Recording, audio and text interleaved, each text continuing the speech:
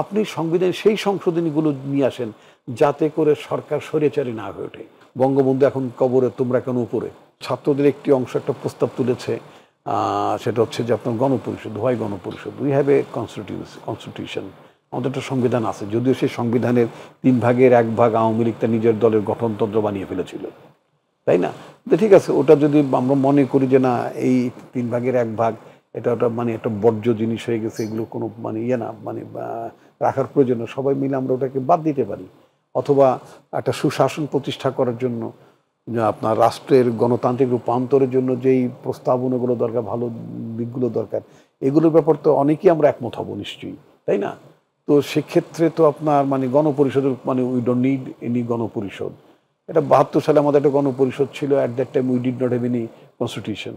ওই গণপরিষদ আমরা তখন তৈরি করে আমরা সংবিধান তৈরি করেছি, তারপরে তার আলোকে 73 সালে একটা নির্বাচন হয়েছে।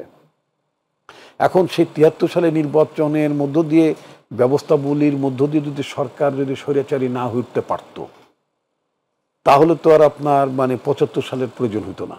মানে 75 সালে 15 আগস্টের ঘটনাটা, এটা মর্মন্তদ ঘটনা, এই ঘটনাটা আমি গণতান্ত্রিক রাজনীতিক হিসেবে এটাকে নিশ্চয়ই সমর্থন করি না।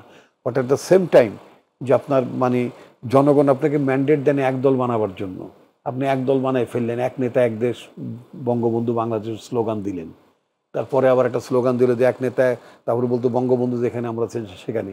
আবার 75 সালের পরে একটা স্লোগান শুনলাম, বঙ্গবন্ধু এখন কবরে, তোমরা কেন উপরে। মানে যারা মানে যেদিকে তারা থাকবে সেদিকে কইছে, উনি রইল কবরে, তোমরা কেন উপরে স্লোগান, এই স্লোগানও ছিল।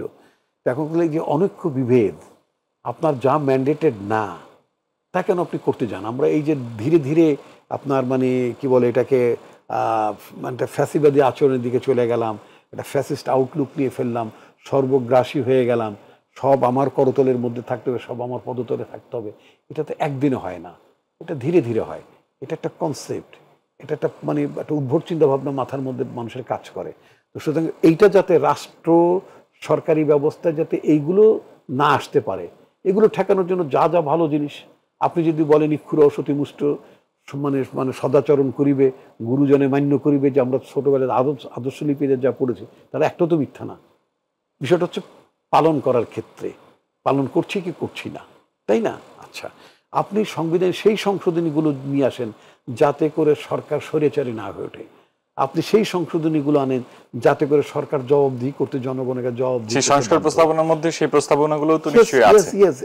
আমাদের দল, যেটা আমার দল বাংলাদেশ জাতীয়তাবাদী দল, আমরা কিন্তু শুরুতে যখন কোনো রাজনৈতিক দল মানে সংস্কারের কথা বলেন, তখন কিন্তু এই সংস্কারের প্রস্তাবনা প্যাকেজ 31 দফা আমরাই তুলেছি না। প্রথমে এটা ইট ওয়াজ 10 পয়েন্টস, দেন এটা 27টা দফা ছিল, তারপর অন্যান্য রাজনৈতিক দলগুলোর সাথে আমরা আলোচনা করেছি, তারপর এটাকে আমরা কিছু বাদ দিয়েছি, কিছু সবার সাথে আলোচনা করে আমরা 31 দফা একটা মানে রিফর্ম প্যাকেজের মধ্যে গেছি।